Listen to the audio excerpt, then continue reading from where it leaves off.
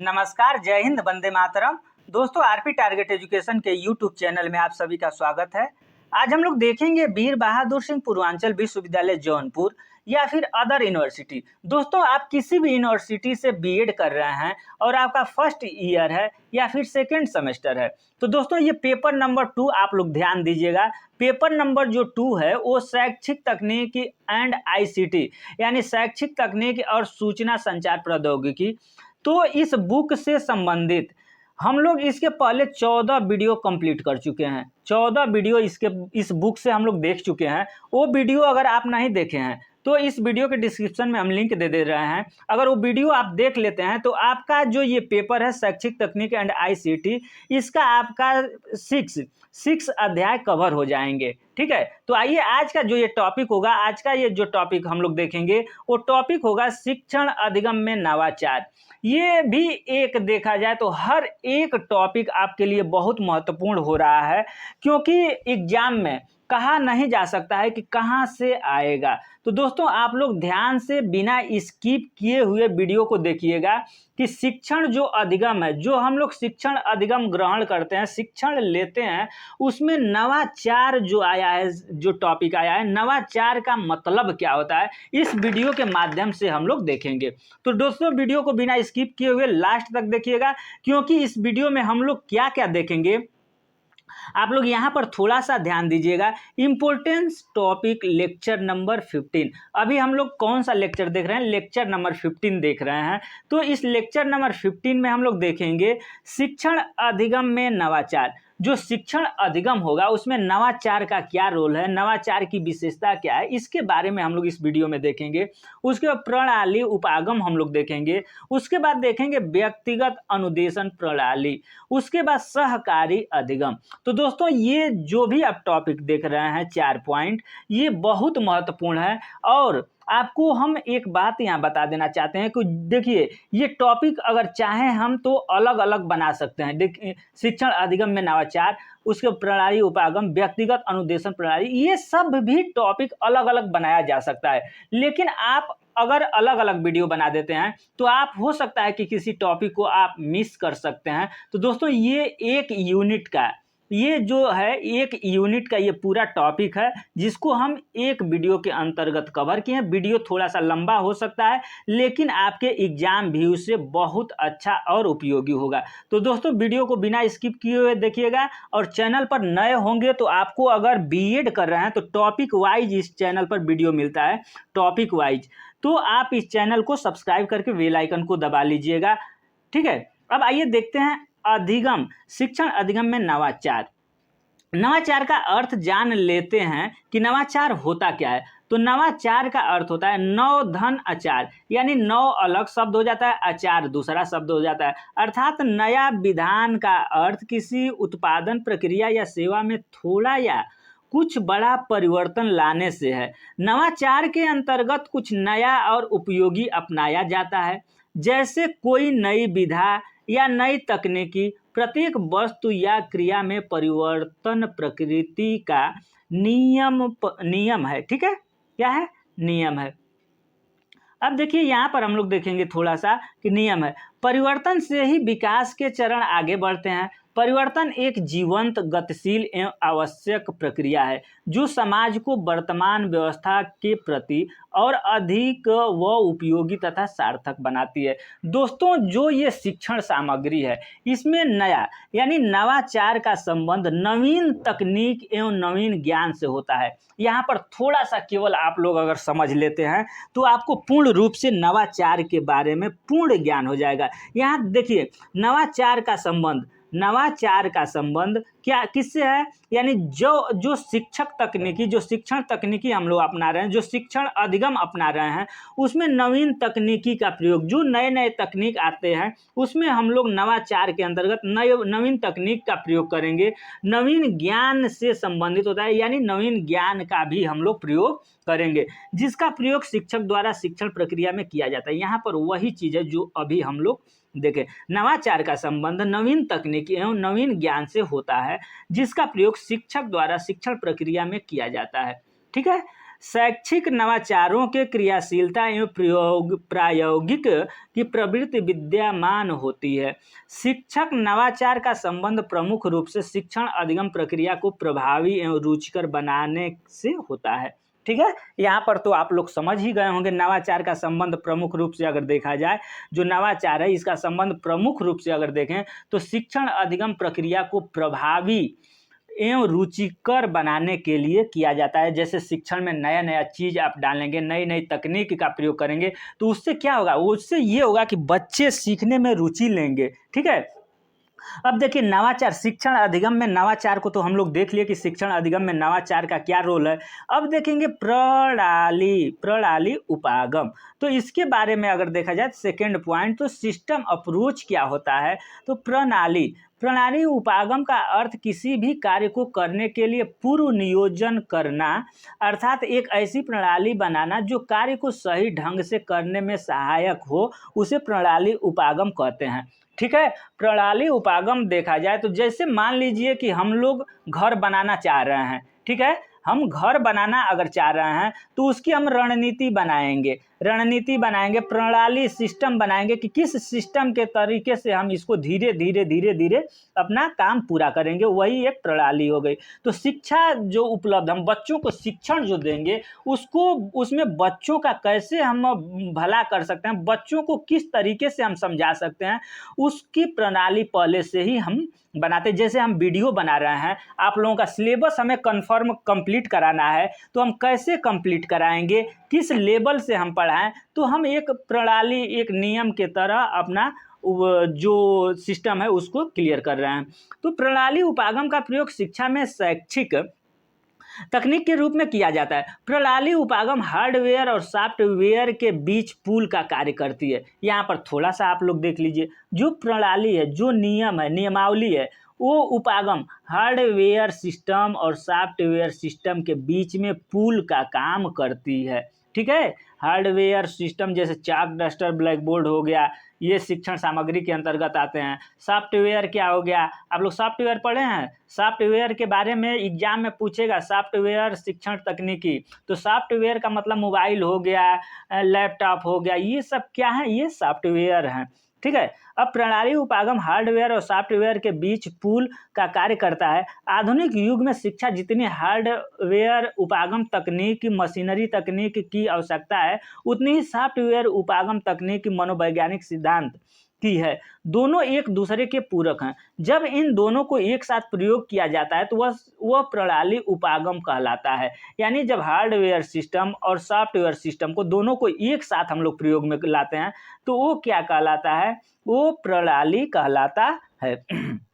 Next देखेंगे, इसमें उपर्युक्त दोनों प्रणालियों हार्डवेयर उपागम तकनीक व सॉफ्टवेयर उपागम तकनीक में साम्य कोऑर्डिनेशन स्थापित करने, शिक्षा में तकनीक का विस्तार करने में तीसरा पक्ष प्रणाली उपागम भी महत्वपूर्ण है। ठीक है, ये जो प्रणाली उपागम है ये तीसरा पक्ष के रूप में अपना महत्वपूर्ण योगदान अदा करता है।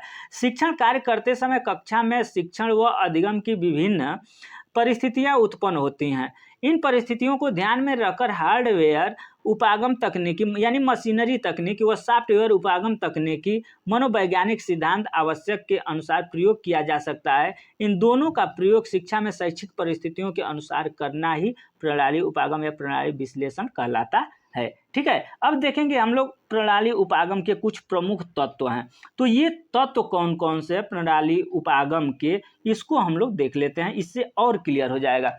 तो इसके अंतर्गत जैसे प्रणाली उपागम के प्रमुख तत्व कौन है, तो शैक्षिक तकनीक उपागम वास्तव में गेस्टाल्टवादी, यहाँ पर थोड़ा सा गलती, गेस्टाल्टवादी मनोवैज्ञानिक के सिद्धांतों पर आधारित है। इसके अनुसार शैक्षिक व्यवस्था या शैक्षिक प्रणाली को 4 प्रमुख तत्वों में वर्गीकृत किया गया है। अब ये 4 तत्व कौन कौन से हैं शिक्षा प्रणाली उपागम के, तो आप लोग थोड़ा सा यहाँ पर देखिए, ध्यान दीजिएगा। अदा का मतलब होता है इनपुट। ठीक है, तो इनपुट, अदा से तात्पर्य उन सभी व्यवहारों या क्षमताओं से है जो किसी शैक्षिक व्यवस्था में शिक्षण कार्य प्रारंभ करते समय शिक्षक एवं छात्र के माध्यम से प्राप्त होती है। ये इनपुट हो गया। अब अदा हो गया। दूसरा प्रदा लिखा हुआ है आउटपुट। तो आउटपुट का मतलब क्या होता है, इसका यहाँ पर क्या रोल है, तो प्रदा से तात्पर्य उच्च व्यवहार से है जिसे प्राप्त करने के लिए प्रणाली को निर्मित किया जाता है। ठीक है, ये प्रणाली सिस्टम के हम लोग तत्व तो देख रहे हैं। तो पहला तत्व हो गया इनपुट, क्या हो गया, पहला हो गया आपका इनपुट यानी अदा, दूसरा प्रदा हो गया आउटपुट, तीसरा प्रक्रिया हो गया। ठीक है, चौथा आप लोग देख लीजिए, चौथा पर्यावरण संदर्भ हो गया। तो इसके अंतर्गत हम लोग आउटपुट देख लिए। अब देखिए प्रक्रिया यानी प्रोसेस क्या होता है।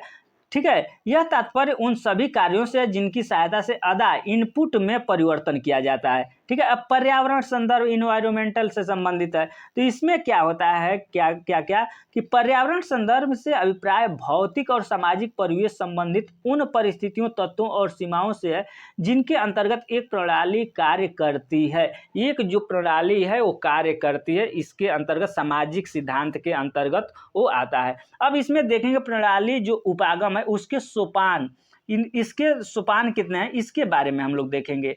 तो जो प्रणाली उपागम है उसके सोपान, स्टेप ऑफ सिस्टम अप्रोच, तो पहला हो जाता है प्रणाली विश्लेषण।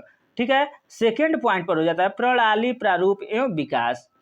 अब सी नंबर पर देखेंगे यानी तीसरा देखेंगे प्रणाली संचालन एवं मूल्यांकन। अब नेक्स्ट पॉइंट हम लोग देखेंगे प्रणाली उपागम की शिक्षा में उपयोग, यानी जो शिक्षा है, जो शिक्षा का व्यवस्था है उसमें ये प्रणाली उपागम जो है इसका उपयोग शिक्षा में क्या है। तो प्रणाली उपागम का शिक्षा में उपयोग निम्नलिखित प्रकार से होता है। इस प्रणाली से शैक्षिक प्रक्रिया संबंधित प्रारूप से निर्मित करने में सहायता मिलती है।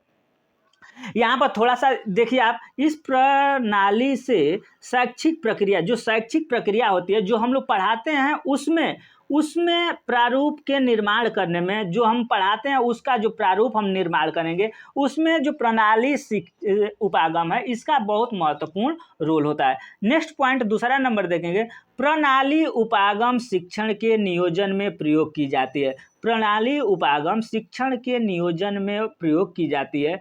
अनुदेशन देने के लिए शिक्षक को दो महत्वपूर्ण कार्य भी करने पड़ते हैं। जो बच्चों को अनुदेशन देते हैं, अनुदेशित करते हैं, उसके अंतर्गत महत्वपूर्ण दो कार्य होते हैं। पहला होता है अनुदेशन का नियोजन, दूसरा होता है अनुदेशन का कार्यान्वयन। तो अनुदेशन जो बच्चों को हमें देना है उसका सबसे पहले हम नियोजन करेंगे, देखेंगे कि हमें बच्चे को क्या क्या देना है, उसका जब नियोजन कर लेंगे तो उसके बाद उसका क्लास में कार्यान्वयन करेंगे। तीसरा नंबर पर जो आता है नंबर वो होता है प्रणाली उपागम। यहाँ पर देखेंगे तीसरा, प्रणाली उपागम सीखने तथा शिक्षण व्यवस्था संबंधित समस्याओं के समाधान की एक वैज्ञानिक विधि है। चौथा पॉइंट हो जाता है यह सीखने के व्यवहार को नियंत्रित करने की एक वस्तुनिष्ठ विधि है। पांचवा पॉइंट हो जाता है इससे परीक्षा प्रणाली के प्रारूप के निर्माण में प्रयोग किया जा सकता है। छठा पॉइंट है इसे शिक्षा के प्रतिमान के निर्माण में भी प्रयोग किया जा सकता है। ठीक है, सातवां पॉइंट हो जाता है आपका कि जो नवीन शैक्षिक प्रतिमान के निर्माण में भी सहायता हो सकती है। आठवां पॉइंट हो जाता है प्रणाली उपागम शैक्षिक सामग्री की तैयारी, शैक्षिक वातावरण के नियंत्रण पर प्रबंध में काफ़ी सहायक सिद्ध हुई है। ठीक है, अब देखेंगे नेक्स्ट पॉइंट, नेक्स्ट टॉपिक, व्यक्तिक अनुदेशन प्रणाली। यानी व्यक्तिक अनुदेशन प्रणाली क्या है, व्यक्तिक से आप क्या समझते हैं। हर एक व्यक्ति के अंदर अलग अलग व्यक्तिक भिन्नता होती है। अगर आपके जैसे मान लीजिए कि आप क्लास में 100 बच्चे हैं तो 100 बच्चों को देखा जाए तो 100 बच्चों का जो व्यक्तिक भिन्नता होगी, बच्चों में सीखने, समझने, सोचने की जो भी भिन्नता होगी वो सब अलग अलग होगी। तो वही व्यक्तिक जो भिन्नता होती है, व्यक्तिक अनुदेशन प्रणाली होती है, वो बच्चों को ध्यान में रखते हुए उनको अनुदेशन से संबंधित कौन प्रणाली प्रयोग में किया जाए इससे संबंधित है। तो सबसे पहले हम लोग देखेंगे कि व्यक्तिक अनुदेशन प्रणाली होता क्या है। तो व्यक्तिक अनुदेशन प्रणाली का प्रतिपादन सन 1963 में प्रोफेसर फ्रेड एस केलर ने अपने सहयोगियों जे.सी. Sherman, R.C.G. और C.M. बोरी के साथ मिलकर कोलंबिया विश्वविद्यालय में किया था। ठीक है, इतना आप लोग थोड़ा सा ध्यान दीजिएगा कि जो व्यक्तिक अनुदेशन प्रणाली सिस्टम है, इसका प्रयोग प्रतिपादन किसने किया था? तो 1963 में प्रोफेसर फ्रेंड एस केलर ने अपने सहयोगियों जेसी शेयरमैन, RAG और CM बोरी के साथ मिलकर कोलंबिया विश्वविद्यालय में किया गया था। अब देखिए यहाँ पर प्रोफेसर केलकर के सम्मान में ही व्यक्तिगत अनुदेशन प्रणाली को अकेला प्लान भी कहा जाता है। यानी हो सकता है कि आपको कहीं ये भी क्वेश्चन पूछ दे कि अकेला प्लान किसको कहा जाता है, तो अकेला प्लान किसको कहा है? व्यक्तिगत अनुदेशन प्रणाली को अकेला प्लान भी कहा जाता है। व्यक्तिगत अनुदेशन प्रणाली ऐसी अनुदेशन प्रणाली है जिसमें विशुद्ध व्यक्तित्व तथा व्यक्तिक दृष्टिकोण को ध्यान में रखते हुए अनुदेशन का नियोजन तथा क्रियान्वयन किया जाता है। इस अनुदेशन में केंद्रीय भूमिका में अनुदेशन ग्रहण करने वाला व्यक्ति ही होता है। संपूर्ण शिक्षण अधिगम प्रणाली में अनुदेशन ग्रहण करने वाले व्यक्ति का ही वर्चस्व होता है। अनुदेशन को अधिगमकर्ता की व्यक्तिगत योग्यता, रुचि एवं आवश्यकता के अनुरूप बनाने की चेष्टा की जाती है।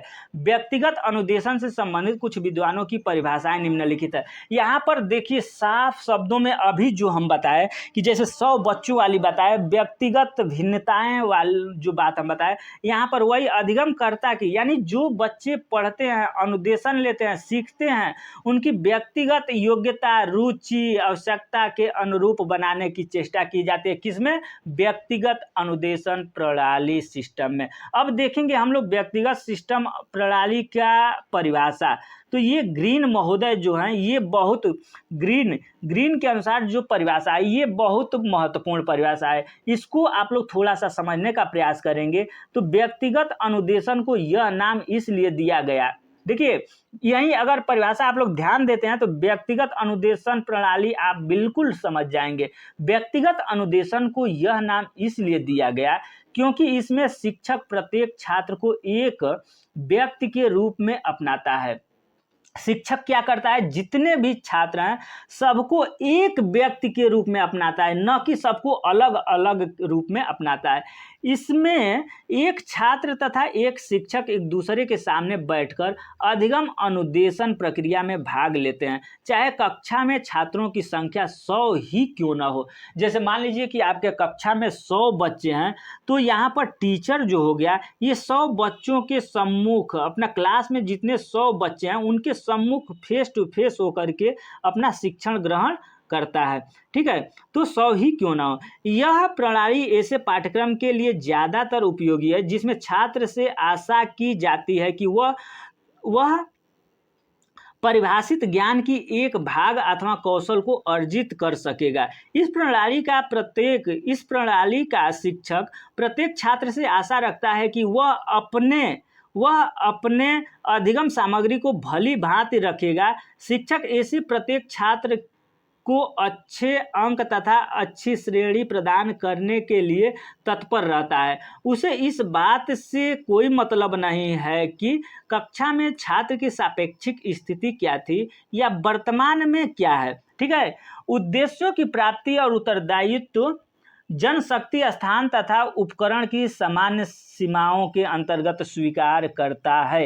ये ग्रीन महोदय के अनुसार परिभाषा था। अब हम लोग देखेंगे व्यक्तिगत अनुदेशन प्रणाली के उद्देश्य, यानी जो व्यक्तिगत अनुदेशन प्रणाली सिस्टम है उसके उद्देश्य क्या हैं, उसके ऑब्जेक्टिव क्या हैं, इसको अब हम लोग देखेंगे। तो पहला उद्देश्य ये है कि व्यक्तिगत अनुदेशन प्रणाली को देखा जाए तो शिक्षक को अनुदेशन कार्यक्रम तथा प्रणाली में सार्थक संशोधन करने हेतु तो उचित पृष्ठपोषण प्रदान करना है। तो पृष्ठपोषण का मतलब होता है फीडबैक। तो बच्चों को अनुदेशन कार्यक्रम, जब बच्चों को हम अनुदेशन कार्यक्रम तथा प्रणाली में सार्थक संशोधन करने हो उचित पृष्ठपोषण प्रदान करना है, यानी फीडबैक से संबंधित है। बच्चों को जब हम पढ़ा रहे हैं तो उन बच्चों से फीडबैक के रूप में हम प्रश्न पूछेंगे, प्रश्न लेंगे।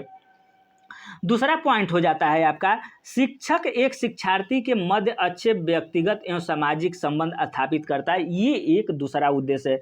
तीसरा क्या उद्देश्य है, तो तीसरा उद्देश्य है शिक्षक की भूमिका को मात्र सूचना प्रदान से बढ़कर विद्यार्थी के अधिगम के प्रबंधकर्ता तथा सुविधा प्रदानकर्ता के रूप में प्रस्तुत करना, ये नेक्स्ट उद्देश्य है।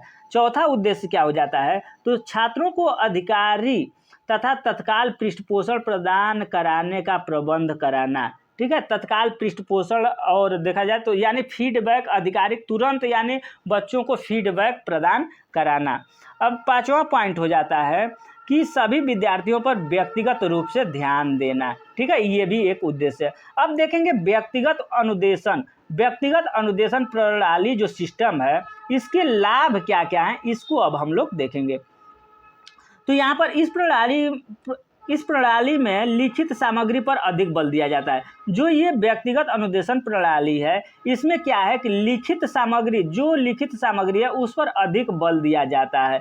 प्रत्येक छात्र अपने मनोविज्ञान व बौद्धिक, सामाजिक एवं आर्थिक परिस्थितियां, रुचि के अनुसार इस प्रणाली की कक्षा का अंग बन सकता है। जैसे प्रत्येक जो व्यक्तिक भिन्नता के आधार पर सब बच्चे अपने अलग अलग रुचि के अनुसार उस कक्षा का अंग बन सकता है। नेक्स्ट पॉइंट है, इस प्रणाली में छात्रों की तत्परता का ध्यान रखा जाता है। नेक्स्ट पॉइंट, इसमें शिक्षक अधिक सुविधा प्रदान के रूप में कार्य करता है। नेक्स्ट, इस प्रणाली में ऋणात्मक पुनर्बलन का प्रयोग नहीं किया जाता है। ऋणात्मक पुनर्बलन का मतलब क्या हुआ, जैसे बच्चों के अंदर कोई ऐसा शब्द हम नहीं बोलेंगे कि उनके अंदर हीन भावना उत्पन्न हो जाए, ये ऋणात्मक पुनर्बलन होता है।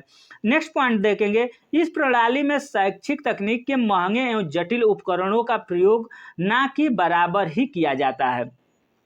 नेक्स्ट पॉइंट देखेंगे, छात्र अपने प्रयासों से तथा अपनी गति से सीखते हैं। क्यों सीखते हैं छात्र अपने प्रयासों और गति से, क्योंकि वो कक्षा में अपना बच्चों के साथ रह करके अपने अनुसार, अपने व्यक्तिगत भिन्नता के अनुसार, अपने रुचि के अनुसार, अपने दिमाग के अनुसार कार्य करते हैं। नेक्स्ट पॉइंट हो जाता है, प्रत्येक छात्र अपनी योग्यता में अधिगम गति के अनुसार विषय वस्तु सीखता है, जो अभी हम बोले। अब देखेंगे हम लोग व्यक्तिगत अनुदेशन प्रणाली की सीमाएं, दोष यानी लाभ, हानि।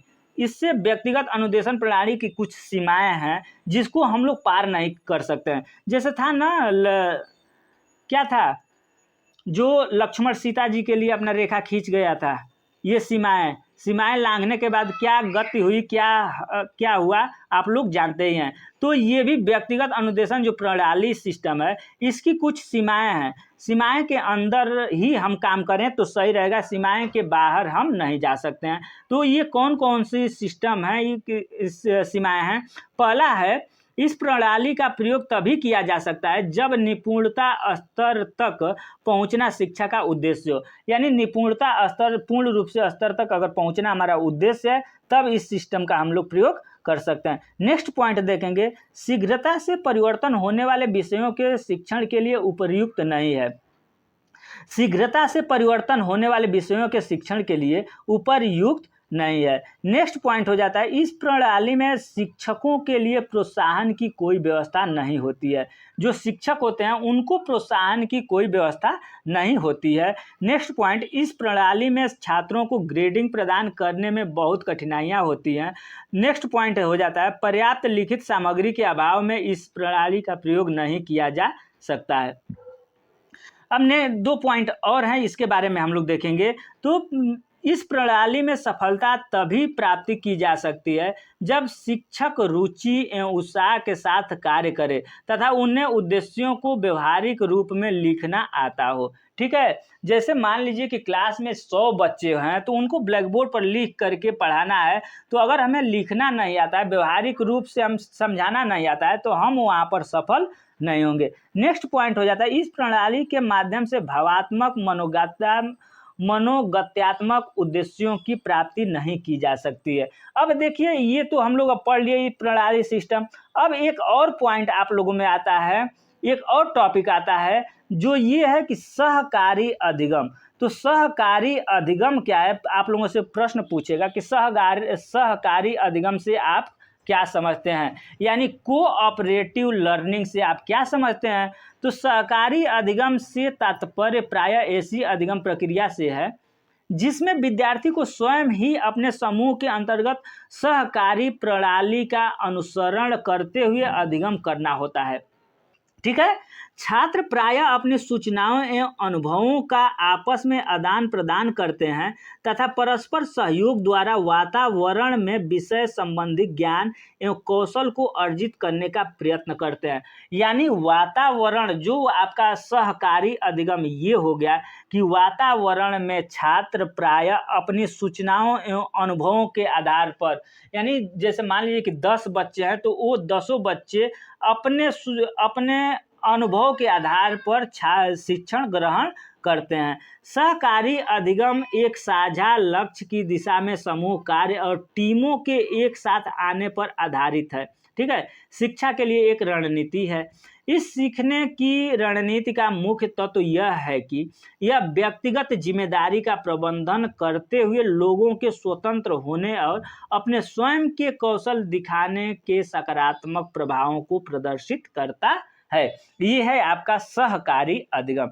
अब सहकारी अधिगम के कुछ अंग हैं, इस अंग को हम लोग देख लेते हैं कि कौन कौन से सहकारी अधिगम के अंग हैं। तो सहकारी अधिगम के निम्नलिखित अंग हैं। पहला, खेल द्वारा अधिगम, यानी जो सहकारी अधिगम अभी हम लोग पढ़े ना कि बच्चे अपने अनुभव के आधार पर, तो बच्चे खेल खेल के माध्यम से जो सीखते हैं, अपने ही द्वारा जो सीखते हैं, वो सहकारी अधिगम के अंतर्गत आता है। वो सहकारी अधिगम के एक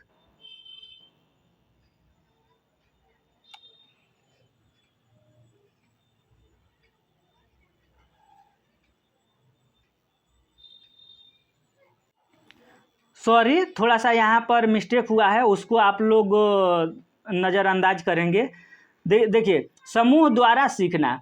ठीक है। अभी हम लोग देखें खेल द्वारा अधिगम। अब देखिए समूह द्वारा सीखना, ये भी सहकारी अधिगम के अंग है। समूह में बच्चे जो होते हैं वो समूह के द्वारा सीखते हैं। नेक्स्ट पॉइंट हो जाता है सामूहिक प्रतियोगिता द्वारा अधिगम, यानी जो प्रतियोगिता होती है, सामूहिक प्रतियोगिता जो होती है, अंताक्षरी में भी देखा जाए बच्चों से नहीं हम लोग प्रतियोगिता कराते हैं कि 2 साइड में बांट देते हैं और उनसे प्रतियोगिता कराते हैं, तो वो भी एक सहकारी अधिगम का अंग है। अब देखिए सांस्कृतिक कार्यक्रम, जो सांस्कृतिक कार्यक्रम के द्वारा शिक्षण कार्यक्रम अपना देखा जाए तो वो भी सहकारी अधिगम का एक अंग है। सहकारी अधिगम का नेक्स्ट जो अंग है वो शैक्षिक प्रदर्शन द्वारा सीखना, यानी शिक्षा के में प्रदर्शन विधि का जो हम लोग प्रयोग करते हैं, ये है आपका सहकारी अधिगम। नेक्स्ट पॉइंट हो जाता है शैक्षिक मेलों द्वारा सीखना, यानी जो शिक्षा से संबंधित मेले लगाए जाते हैं उसमें बच्चों को हम ले जाते हैं, तो वहाँ भी जो बच्चे सीखते हैं वो भी सहकारी अधिगम के अंग के अंतर्गत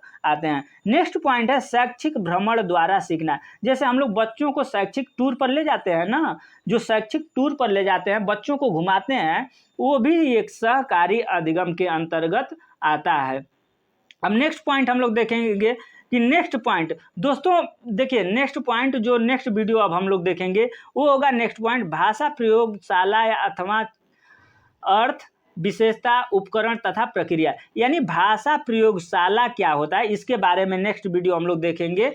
तब तक के लिए थैंक यू।